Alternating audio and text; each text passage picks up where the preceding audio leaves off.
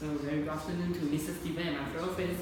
So my term paper topic is the perception and attitudes of short messaging service, which is SMS among students. And the purpose of my study is to explore the perception and attitudes of SMS among students.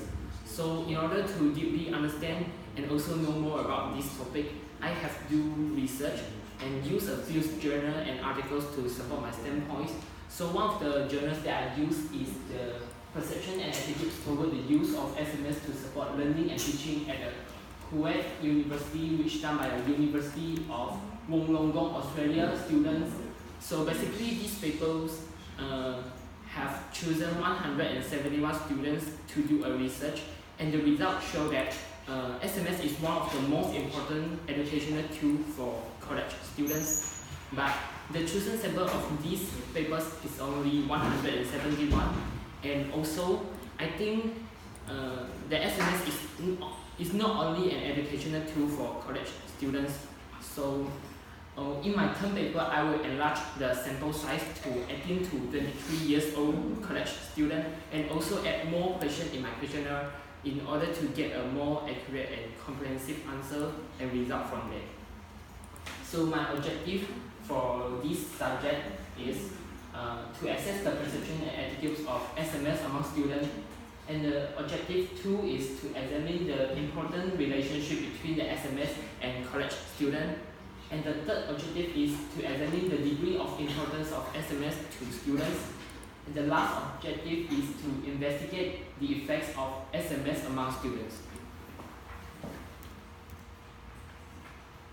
So as what I mentioned above, I have used a few journals and articles as my support. So these are the 4 literature reviews that I've used, and they come from various countries, as you see: Australia, Indiana, Malaysia, and England. So for the first one is the student perception and attitudes toward the use of SMS to support learning and teaching at the Kuwait University, which done by Budro Al-Misad in Australia in 2015, and this is what I mentioned above. And the second paper is done by the Helter K. Hudson, effects of text messaging on college student perception and personal health in Indiana, and the results show that most of the respondents had an overall positive perception for the SMS. And the third paper is perception and experience in mobile learning via SMS, which done by Aziada in Malaysia. And this paper results show that many respondents feel that SMS is a convenient way for learning, especially for adult learner. And the last paper is student experience and engagement with SMS for learning a higher education, and this is a England research paper, and the results show that the use of SMS to create interactive and mobile learning opportunity had mixed success. So for my hypothesis, I think there are no significant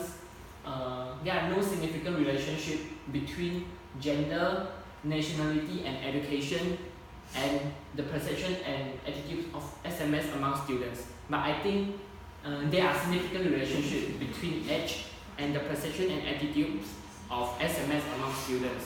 So I will explain later for this hypothesis.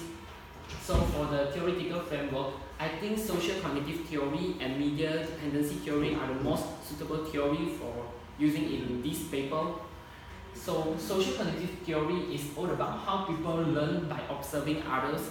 So for example, like how college students use SMS is basically based on the people who surrounding them who use the SMS as well.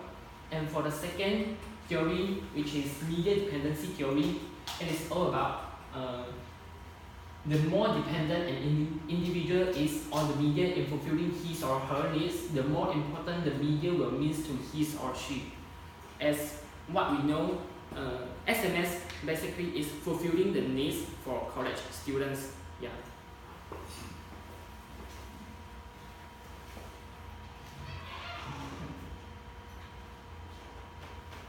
So for the methodology, in this term paper, I would like to use a quantitative survey and use the online survey tool, which is a Google form, to do my survey.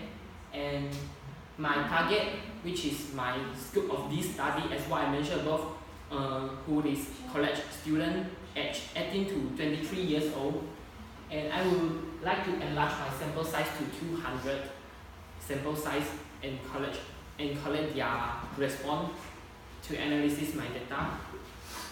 And I use the SPSS 20 version to do my survey. So for the data analysis, as my survey is still processing and I haven't finished my pre-test result first, so I'm so sorry for Mr. Steven and fellow friends. Yeah, I cannot show the hypothesis and the result now, but once I'm done, I will try to finish it by today, and once I finish the combination and collection of my data, I will shoot a final presentation video for you to explain my findings and also my result.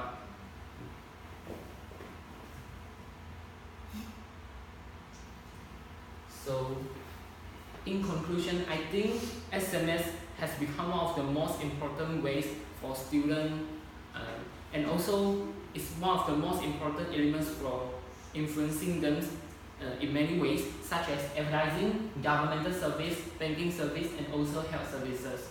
So as what I mentioned above my hypothesis, I think gender and nationality has no significant relationship to influence the perception of students using SMS, because I think college students, neither male or female, and no matter which country they're from, SMS has been one of the most important communication tool or even a learning tool for them. And I think we also have asked our participants to write down their overall CGPA, but I think the exam result, which is the education elements, cannot show their media consumption.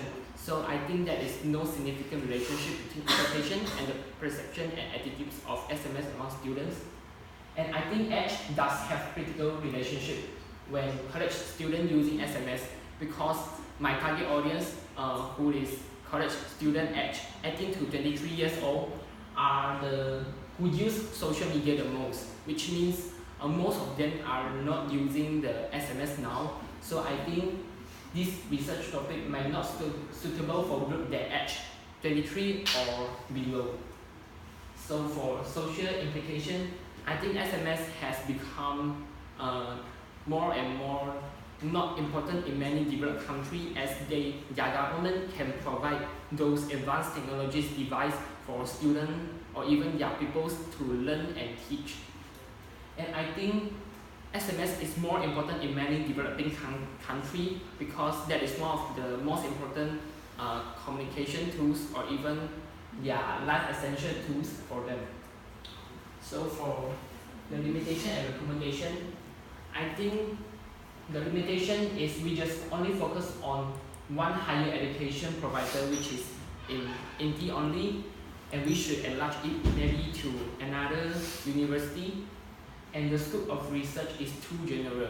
As what I mentioned above, we just focus on college students, and I think our focus group can be broader, and we can also focus on qualitative survey, like face-to-face interview. Yeah, so that is my presentation.